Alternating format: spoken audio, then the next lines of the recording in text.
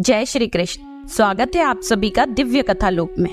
समस्त पापों का नाश करने और सुख सौभाग्य प्रदान करने वाले व्रतों में सर्वश्रेष्ठ व्रत है एकादशी व्रत। एकादशी व्रत हर वैष्णव को रहना चाहिए। जितना फल एकादशी व्रत करने का है उतना ही फल एकादशी व्रत कथा सुनने का भी है। तो आइए हम सब मिलकर एकादशी व्रत कथा श्रवण करें। धर्मराज युधिष्ठिर बोले कि हे भगवान, आषाढ़ माह के शुक्ल पक्ष की एकादशी का क्या नाम है और उस दिन कौन से देवता की पूजा होती है तथा उसकी विधि क्या है, सो सब विस्तार पूर्वक कहिए। श्री कृष्ण भगवान बोले कि हे राजन, एक समय नारद जी ने ब्रह्मा जी से यही प्रश्न पूछा था।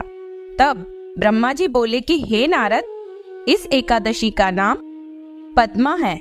इसके व्रत करने से विष्णु भगवान प्रसन्न होते हैं।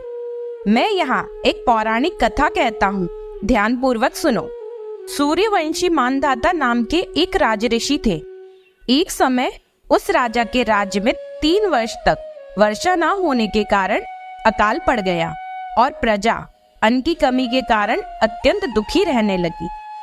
एक दिन प्रजा राजा के पास जाकर प्रार्थना करने लगी, हे राजन, समस्त विश्व की सृष्टि का मुख्य कारण वर्षा है।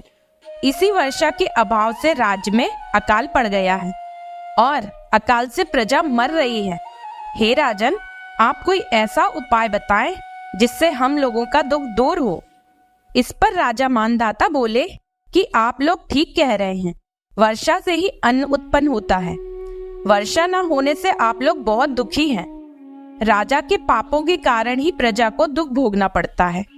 मैं बहुत सोच विचार कर रहा हूँ, फिर भी मुझे अपना कोई दोष नहीं दिखाई दे रहा है। मैं आप लोगों के दुख को दूर करने के लिए बहुत यत्न कर रहा हूँ। ऐसा कहकर राजा मानधाता भगवान की पूजा कर कुछ मुख्य आदमियों को साथ में लेकर वन को चल दिए। वहां वह ऋषियों के आश्रम में घूमते घूमते अंत में ब्रह्मा के पुत्र अंगिरा ऋषि के पास पहुंचे। वह मुनि अभी नित्य कर्म से निवृत्त हुए थे।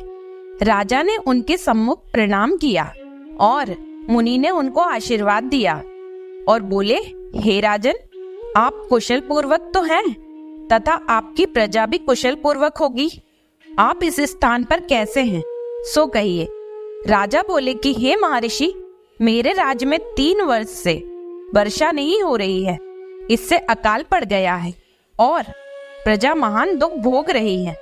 प्रजा के कष्टों को दूर करने के लिए कोई उपाय बताएं।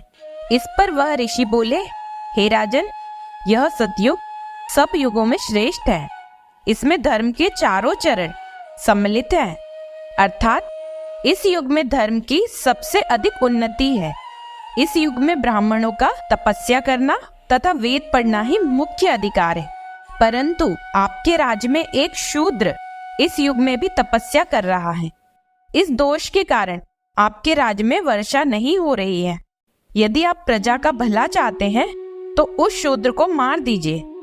इस पर राजा बोले कि हे मुनीश्वरों, मैं उस निरपराध तपस्या करने वाले शूद्र को नहीं मार सकता। आप इस दोष से छूटने का कोई अन्य उपाय बताएं। तब ऋषि बोले, हे राजन, यदि तुम ऐसा ही चाहते हो तो आषाढ़ माह के शुक्ल पक्ष की पद्मा नाम की एकादशी का विधि पूर्वक व्रत करो। इस व्रत के प्रभाव से तुम्हारे राज्य में वर्षा होगी और प्रजा सुख पाएगी, क्योंकि इस एकादशी का व्रत सब सिद्धियों को देने वाला है और उपद्रवों को शांत करने वाला है।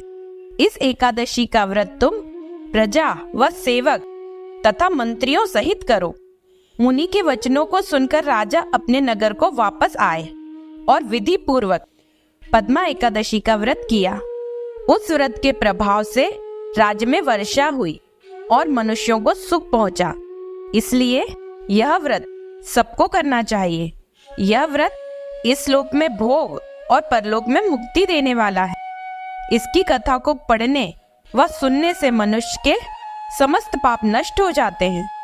इस एकादशी को देवशयनी एकादशी भी कहते हैं और इस व्रत को करने से विष्णु भगवान प्रसन्न होते हैं। अतः मोक्ष की प्राप्ति के लिए भी मनुष्य को यह व्रत करना चाहिए। चतुर्मास्य व्रत भी इस एकादशी के व्रत से शुरू किया जाता है। कुंती पुत्र युधिष्ठिर बोले कि हे भगवान, विष्णु भगवान का शयन व्रत किस प्रकार किया जाता है, सब कृपया पूर्वक कहिए। श्री कृष्ण बोले कि हे राजन, अब मैं आपको विष्णु के शयन का व्रत कहता हूँ और साथ ही साथ चतुर्मास्य व्रत भी कहता हूँ। अब आप ध्यान पूर्वक सुनिए। जब सूर्य नारायण कर्क राशि में स्थित हो तब विष्णु भगवान को शयन कराना चाहिए। तुला राशि में आने पर भगवान विष्णु को उठाना चाहिए। लौंद यानी अधिक मास के आने पर भी यही विधि वैसे ही रहती है। इस विधि से अन्य देवताओं को शयन ना कराना चाहिए, न उठाना चाहिए। आषाढ़ माह के शुक्ल पक्ष की एकादशी को विधि पूर्वक करना व उस दिन विष्णु भगवान की प्रतिमा बनानी और चतुर्मास व्रत का नियम करना चाहिए। सबसे प्रथम उस प्रतिमा को स्नान करावे, सफेद वस्त्र धारण कराकर तकियादार सैया पर शयन करावे व धूप दीप नैवेद्य आदि से पूजन करनी चाहिए। भगवान का पूजन शास्त्र ज्ञाता ब्राह्मणों के द्वारा कराना चाहिए। तत्पश्चात भगवान विष्णु की स्तुति करनी चाहिए। हे भगवान, मैंने आपको शयन कराया है। आपके शयन से संपूर्ण विश्व सो जाता है। मेरी आपसे हाथ जोड़कर विनय है कि आप 4 मास तक शयन करें तो मेरे चतुर्मास व्रत को निर्विघ्न पूरा करावे।